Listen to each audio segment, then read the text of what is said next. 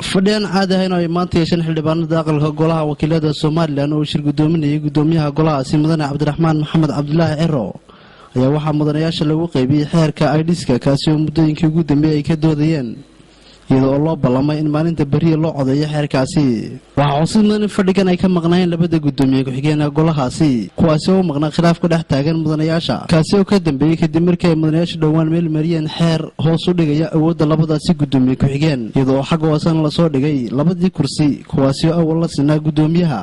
isla markaasina xeerku u dhigay in kuraasta labada gudoomiye ku xigeen xaq hoose la dhigo khilaafkani ka dhex taagan mudanayaasha aqalka golaha wakiilada ayaan la ogeyn halka uu ku dambeyn doono iyadoo ay si weyn uga soo horjeesteen xeerkaasi labada gudoomiye ku xigeen dhinaca kale golaha guurtida Soomaaliland ayaa maanta warbixin ka dhageystay wasiirka qorsheynta qaranka Soomaaliland Saad Cali Shire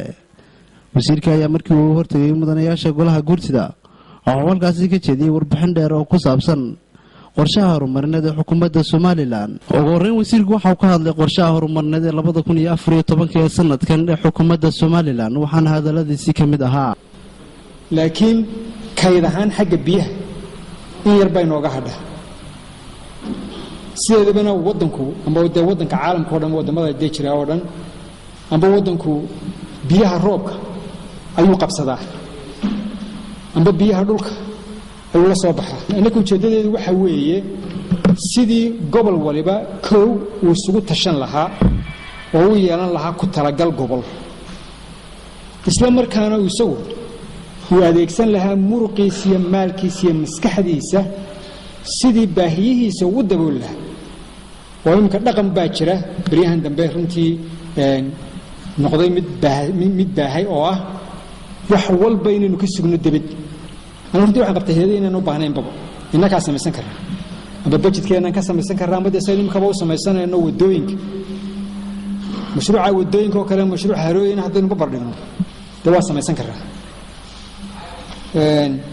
حاجة قبل الله يو دبقل كود يو حساب حل كود حساب علم تود فأنا وحنا سمعنا جدي قشة قبلات gabagabadii mudanayaasha aqalka golaha guurtida Soomaaliland ayaa waxay wasiirka weydiiyeen su'aalo kala duwan oo ku saabsan qorshaha horumarineed ee xukuumadda Soomaaliland iyo deeqaha kala duwan ee beesha caalamku siisa Soomaaliland iyo si ay u kala baxaan